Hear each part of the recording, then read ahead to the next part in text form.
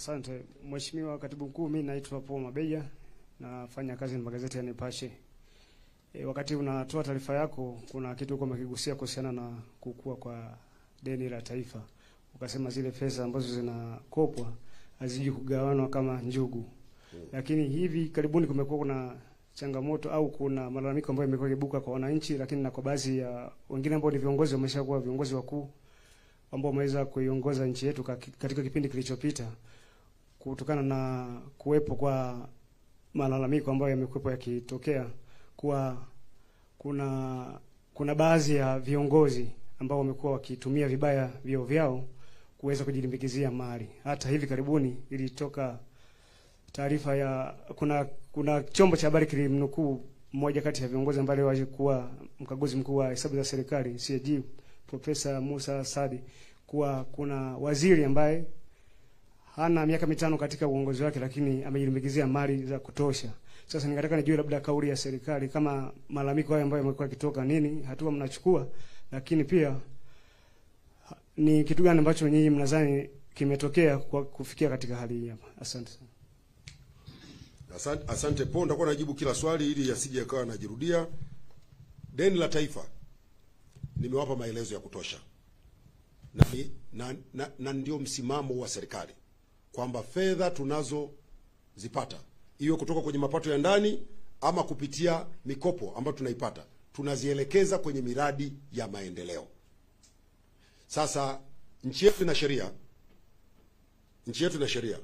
Kama kuna mtu anafanya makosa katika matumizi ya rasilimali za taifa, anafikishwa mbele ya vyombo vya sheria na anachukuliwa hatua. Tuhuma ulizozisema bahati mbaya hazikuwa na uthibitisho.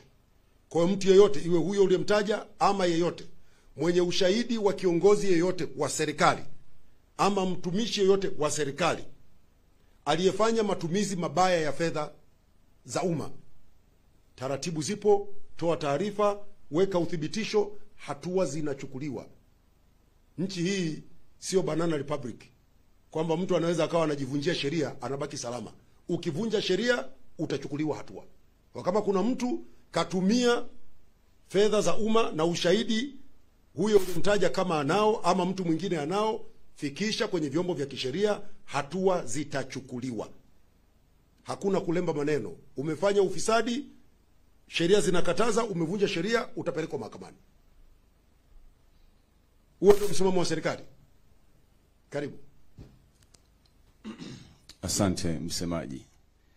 Naitwa Deo Kaji Makomba, natoka Deutsche Welle na Focus Tanzania TV1. Amenifilisi swali langu la kwanza, nilikuwa na maswali mawili lakini nimepata swali jingine. Kwa hiyo nitakuwa na maswali mawili. Mosi, tumesikia hivi karibuni kwanza rais akizungumza kuhusu matumizi kupunguza ndani ya serikali, ikiwemo matumizi ya magari mengi katika misafara, ikiwemo msafara wake mwenyewe. Bi mkubwa akikiri kwamba anaanza mwenyewe. Imepita miezi kadhaa.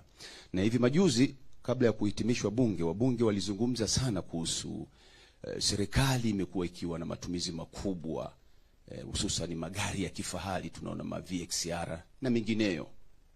Na hapo umezungumza kwamba tunakopa fedha na tunaziona kweli zinaelekea katika ujenzi wa miradi ya kimaendeleo ambayo Watanzania wananufaika nayo kwa namna moja ama nyingine.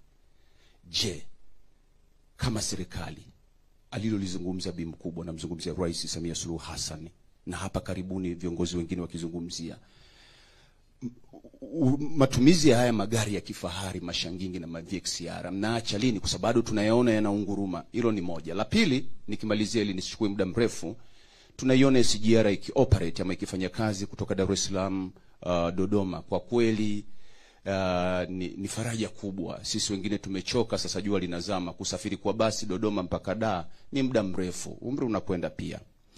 Lakini tumegundua kwamba SGR iliyopo hivi sasa labda kuna uwalakini ndani yake, na nitapenda majibu kutoka kwako. Mabewa ya kawaida ya hawa raia wa kawaida sisi ya shilingi 50,000 yanajaa. Maana yake demand ni kubwa. Raia wa kawaida wanataka kusafiri na SGR. Alafu haya mabewa mengine tunazungumza ndio yale ya kifahari, sijui Rakshale, sijui Royal, mnayajua nyie kategori zake. Ya bei za laki na kwenda juu. Yanakwenda Dar es Salaam yako empty. Huu ni utafiti nilioufanya. Na ukitaka kupata safari ya hiyo shilingi 50,000 kwa leo huwezi kupata mpaka ukate siku 4 before. Sasa swali langu la msingi, serikali inachukua juhudi gani za makusudi kuharakisha kuongeza mabehewa? Au kama haya yanayozungumzwa Royal yanakwenda empty, kwa nini yasibebe hawa raia wa ngazi ya chini ili uchumi uweze kwenda juu? Msigwa, naomba majibu yako tafadhali. Kwanza nitakupa tiketi moja ya Royal na wewe usafiri kama hujawahi kusafiria. Najua, lakini na mimi nakwambia wewe umeniambia hujawahi kusafiria, nitakupa tiketi ya Royal usafirie ili ukaone, kwa sababu najua Deukaji Makoba unafanya kazi kubwa na nzuri. Na nianze na jambo hili. Ni kweli baada ya kuanza kutoa huduma za SGR tumepata changamoto kubwa ya mahitaji makubwa kuliko treni tulizonazo ambazo zinatoa huduma. Kwa sababu kweli hata sisi hatukutegemea ingekuwa hivi. Tuliamini ingekuwa, lakini nikuhakikishie hakuna mtu anayenyimwa nafasi ya kusafiria kwenye madaraja yaliyopo kwenye treni. Wote wamepewa nafasi sawa. Sasa madaraja yale wakati mwingine unaweza ukaona behewa lina viti viko wazi. Lina viti viko wazi haina maana kwamba vile viti wamezuia watu wengine. Tumekuwa na changamoto kubwa ya watu wanalipia kiti alafu siku ya safari haji. Treni inapoondoka haji. Hasa kile kiti amekihifadhi yeye. Kwenye treni unakwenda mpaka muda wa mwisho kabisa uliowekwa, ndio hapo kile kiti kinaweza kikapewa mtu mwingine. Ikitokea hajatokea mtu mwingine, yule aliyekilipia kiti chake anabaki na nafasi yake. Lakini ni jambo ambalo tunalifanyia kazi kupitia TRC, tuone namna bora ya kufanya. Moja ikiwa ni kuongeza mabehewa, tuongeze safari nyingi zaidi kwa sababu tumeona mahitaji ni makubwa zaidi. Lakini Deukaji, ziko nyakati nyingine pia ambapo treni pia haijai. Sio nyingi, lakini ziko nyakati zingine pia treni haijai. Lakini haya yote tunayangalia, na hili ulilolisema tunaliona kwa umuhimu mkubwa kwamba kuna ulazima wa kuongeza mabehewa ili Watanzania wengi waweze kupata nafasi ya kusafiri kupitia SGR. Na endeleeni kutumia SGR.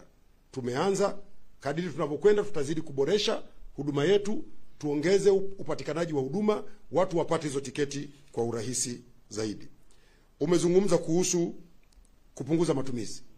Ni maelekezo ya serikali na utekelezaji wake umeanza. Hasa Deukaji, hatutaweza kuuza yaliopo ili tutekeleze. Yaliopo yatakuwa yanatumika, lakini hatununui mengine. Sababu ni maelekezo yametolewa kwa kiwango ambacho tutakipanga, kwa sababu bado hatujafanya mabadiliko ya mfumo wa ununuzi wa magari ya serikali. Maelekezo yametolewa, ofisi ya waziri mkuu ambayo ndio inahusika na eneo hili wanaendelea kuchakata, watatoa utaratibu ambao tutakuwa tunauzingatia. Lakini kwenye matumizi ya magari ambayo tayari tumechukua hatua madhubuti. Mheshimiwa Rais mwenyewe alieleza siku ile kwamba wasaidizi wake wanasafiri kwenye vibasi. Sisi aliposema tu vile yeye na sisi automatic tukachukua, kuna magari siku hizi yanaitwa Kasongo. Tumepunguza movement za Kasongo. Nyinyi angalieni Kasongo sasa hivi zimepungua mjini kwa sababu watu wanatumia public transport. Mimi leo nasafiri na kwenda Dar es Salaam. Gari yangu nitaiacha Dodoma. Ndio kupunguza matumizi kwenyewe. Maafisa wa serikali wanaokwenda Dar es Salaam wanapanda SGR, wakifika pale kama hakuna ulazima wa kuwepo na gari ya serikali Dar es Salaam, anatumia public transport, anamaliza kazi yake, anaondoka. Halikadhalika kwenda kwenye maeneo mengine nchini, kwenye mikoa mbalimbali, pale ambapo hakuna ulazima wa kutumia gari ya serikali. Tunatumia njia nyingine za usafiri kwa ajili ya kupunguza. Lakini pia tumesikia michango ya wabunge. Serikali ni sikivu. Tunakwenda pia kuangalia maeneo mengine ambayo tutaendelea kupunguza bila kuathiri upatikanaji wa huduma za serikali. kwa sababu Deukaji tunaweza tukashangilia kupunguza huduma za matumizi ya serikali, tukajikuta wananchi hawapati huduma. Ukakuta madaktari hawaendi kutembelea wananchi kule vijijini kwa ajili ya kutoa huduma za mkoba. Mkoba mnaifahamu? Zile outreach programs. Inabidi watu waende wakahudumiwe kule vijijini. Hasa wewe kumnyima daktari gari anakwenda kutoa chanjo kijijini ili Watanzania wenzetu wapone. Kwa hiyo tunakwenda kuliangalia, tupunguze matumizi lakini bila kuathiri huduma kwa wananchi.